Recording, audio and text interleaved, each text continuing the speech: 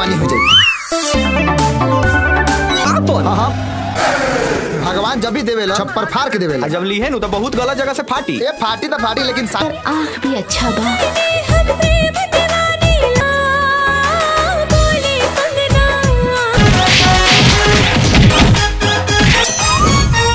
लड़किया के सब कुछ देखे के बाद चल भाई मर देख रहा है भैया जी।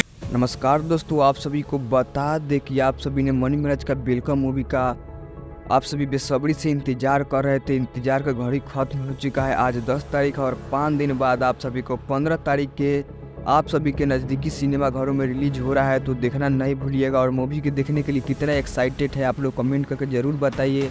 और आपके नज़दीकी सिनेमा घर में मूवी रिलीज हो रहा है 15 तारीख को। जो वेलकम मूवी है इसका ऑफिशियल ट्रेलर आप लोग त्रिमूर्ति म्यूजिक वर्ल्ड यूट्यूब चैनल का माध्यम से देखे होंगे और टीजर देखे होंगे, जो बहुत ही ब्लास्ट लेवल का है। ओनली इसमें कॉमेडी से भरपूर मूवी है।